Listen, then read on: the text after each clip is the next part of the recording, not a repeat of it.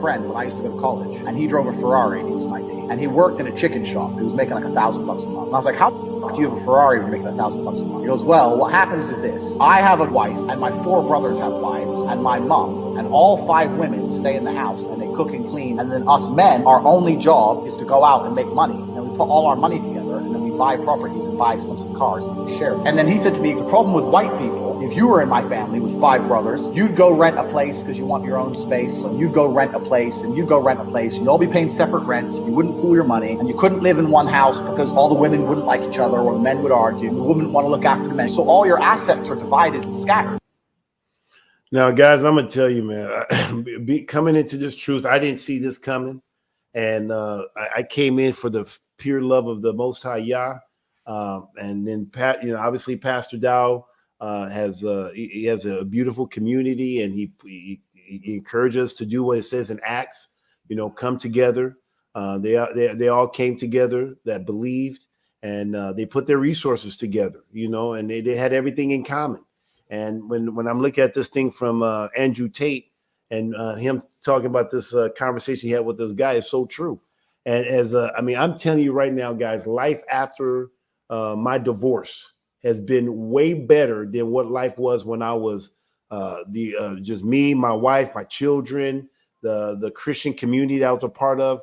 I had money but it was all on me. It was all on me trying to provide. I had only one wife. And so at that time, if I needed a babysitter, if we needed to do something together, I needed to get a babysitter. I needed to get a cleaning lady. I need to outsource. I needed somebody to cut my grass because I could cut it, but then if I'm cutting grass, what good is me cutting grass when I could go out there and do a speaking engagement or signing autographs? So, I was literally trying to make things happen. And it was just all on one shoulders to be able to make this thing all happen. And then, you have a woman that's ungrateful and she goes off. But then Yah blessed me, brought me into Straightway Truth Ministry. Deacon was there in the beginning, we were fellowshipping. And then all of a sudden I say, man, I got this big house. What's the point of having this big house if it's just me in here, right? And so by the grace, it kind of reminded me of the story of the king. Matter of fact, if you can pull it up while I'm talking about the if you can, you may have to Google it or something. Not Google it, but look it up on the eSword of highways and byways. You know what I'm talking about, Deacon? Yeah. Okay, look there. But anyway, so I got this house. This house has 14 bedrooms. Literally sleeping quarters and bunch of kitchens. The accommodations is just off the chain, right? And it gets lonely for one man. And so when the idea of doing community happened, I just told Pat, I just want to do community, and ended up starting with 4, and now we have grown. We have grown, we are grown 100 times, 100%, maybe even 200% over, from where we started. And now I got brothers. What they do? The brothers go out and they work, they build, we got businesses, where they can go out there. The very thing that they do, we can actually do it on community. We got gardens. We're doing everything the book says. We're building. We got our garden. Eventually, we're trying to get this place sold so we can go get our own land and be able to do so much more. This house was not really built for. It's done a good job for what we are trying to do. But now, as we grow, we need more space, right? Isn't that crazy? You would think with a 30,000 square foot home, you would think that would be enough, but we need more space. And so we got the sisters. How many sisters we have here? 1, 2, 3, 4. We got 5 sisters here. 4 of them are married to brothers. And with them, what do? They cook, they clean, they have babies, they homeschool. The women do they take care of the domestic stuff in the home, and the men go out and work. The men, right? We go out and work and make sure, and our women don't have to worry about no bill. They don't have to worry about no phone bill, car breaking down. They have no stress. None of that. What do you think about that, Deacon, living community? You live communal. How's that? Yeah, I attest to what you're saying. Exactly. So I want to read this stuff here. Let's go here. Let me see. Was that is there anything verses before that or? Let's start right here. But I kind of can relate to the story because when I built this, I didn't build this house with straightway in mind. I didn't build this with community in mind. The community I was thinking of is, hey, we'll live in the main house, and then we use the guest house for any Christian speakers that come in or anybody that just needs a place to stay. For a momentary here, we had a gym for church events or fundraisers or things of that nature.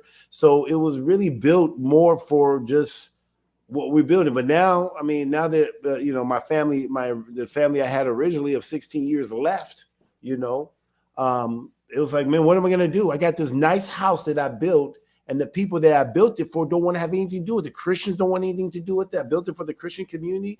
My wife, my children, they don't want anything to do. What am I gonna do?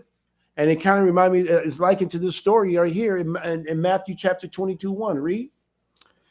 And Yeshua answered and spake unto them again by parable, and said, The kingdom of heaven is like unto a certain king, which made a marriage for his son, and sent forth his servant to call them that were bidden to the wedding, and they would not come. Again he sent forth other servants, saying, Tell them which are bidden, Behold, I have prepared my dinner. My oxen, my fatlings are killed, and all things are ready. Come unto the marriage. But they made light of it and went their ways, one to his farm, another to his merchandise. And the remnant took his servants and entreated them spitefully and slew them. But the king heard thereof.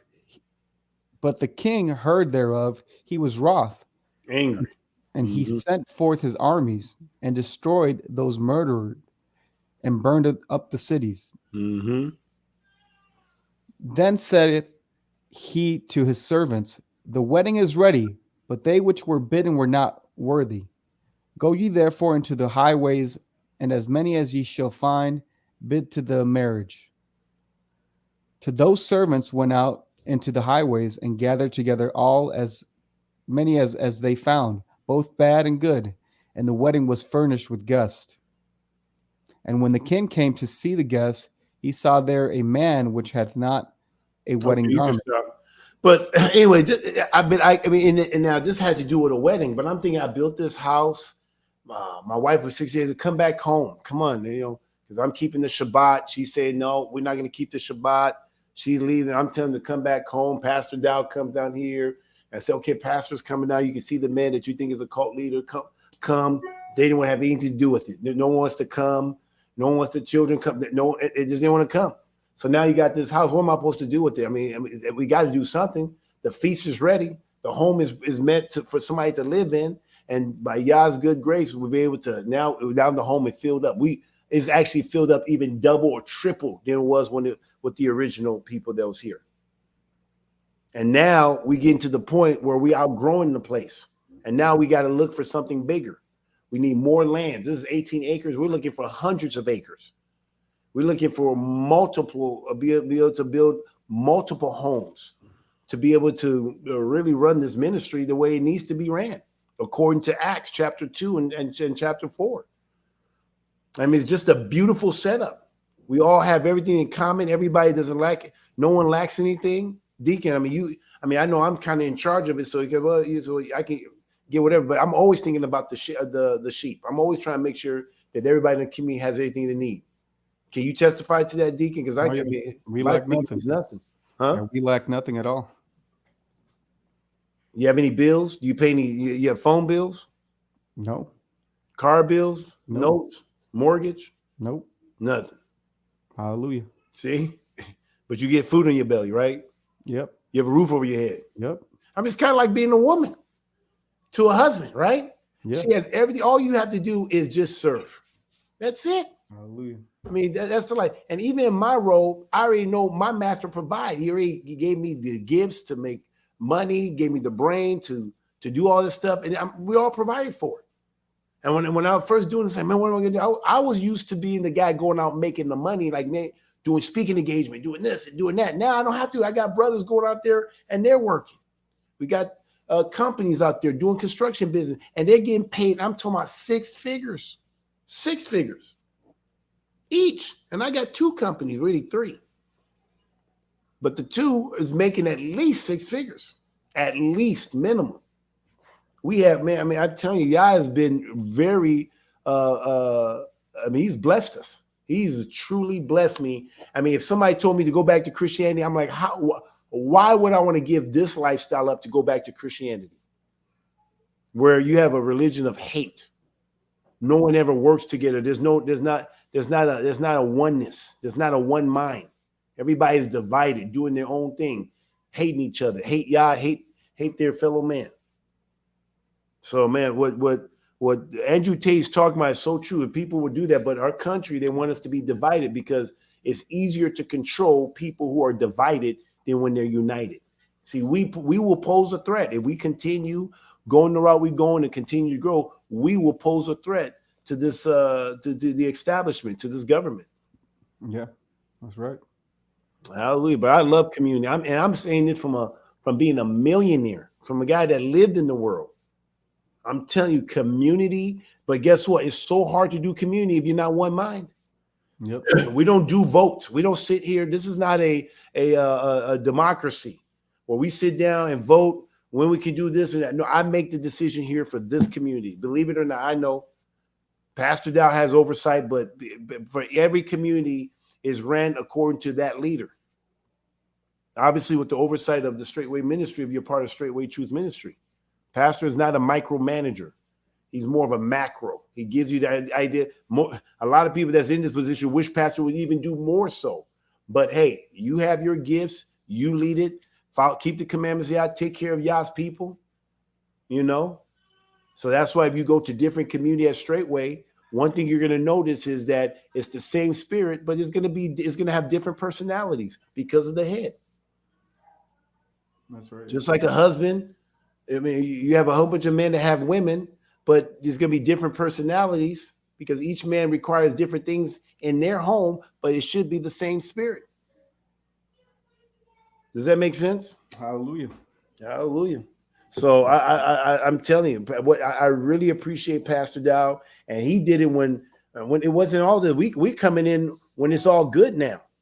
I mean, to be people say, Kabir, how do you think of the business? Everything that I've done for at least for our community, for our ministry here, it was built off of what Pastor Dow did. Pastor Dow, he used to have to go out and he didn't know how to build. He came out of the military, didn't know how to build. He went out and just worked for free, just so he can get the skills to learn how to work with his hands, how to build. So I'm thinking like, that's kind of cool. And I kind of like to think of myself as a guy that can look at somebody do something and make it a little bit better. So, but I wouldn't have even thought of that.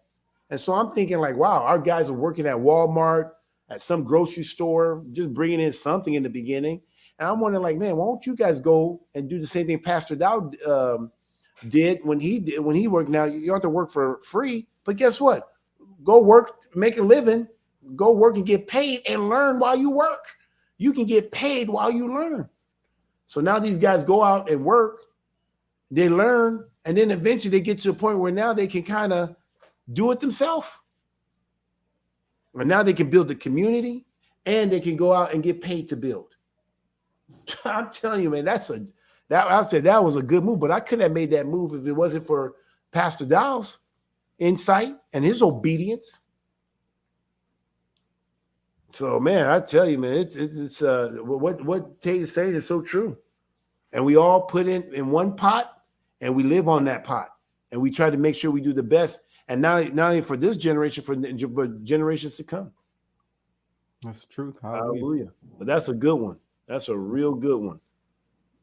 These guys now when you look at Tate's situation, what are they doing? They're driving. I mean, not Tate, but the example of this guy driving them. What were they driving? Lamborghinis.